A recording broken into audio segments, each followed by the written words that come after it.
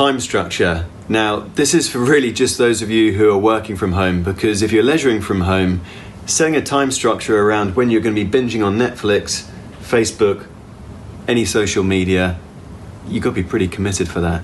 So for those of you working from home, the steps that we've laid out here should help you out a little bit.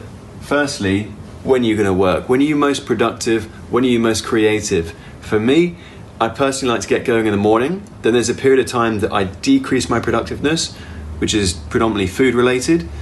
And then there's a period of time in the afternoon that I get going again. Some people are great early doors, some in the evenings.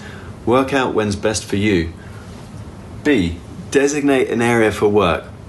Now, you can go as far down the rabbit hole as feng shui, or you can just choose a place where you know you can get into the zone.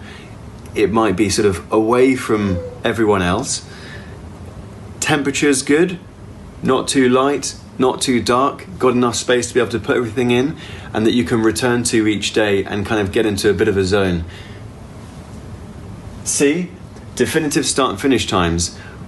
I think it's really important to have something you can work towards. You know that you're starting that time to get your morning routines, your breakfasts, your exercise, things that you'd normally be doing in the morning, and then to finish at a certain time so you know you're going home to family, dinner, your 2 hours exercise outside or whatever you're going to do, and then you can finish your day definitively. D, intervals or pomodoros, as Francesco Cirillo said in the 1980s, as he termed his work pomodoros, for 25-minute, I think it was, sections or intervals of time that he believed was the best frequency to do your work in before taking a break and doing another interval. I personally disagree with it. Doesn't work for me, but it might do for you. So I put here 25 to 90. Now there's a lot of research also to show that people do great work in 90-minute windows. So anywhere in that time window, really. There's also a bit of research to show that it takes us on average about 23 minutes to redirect our focus after we've been distracted, which is, for me, why the 90-minute one works better. So find out what works well for you, but doing set intervals really allows us to get our focus in, redirect your focus away from social media, Facebook, news, particularly the media, and really kind of consolidate on that before you take the last one, which is a break.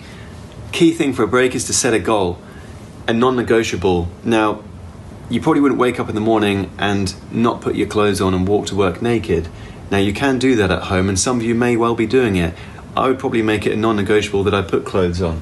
So if that's the same for you, then also make it non-negotiable that you set at least one goal that you complete in your break. Have a glass of water, have a healthy snack.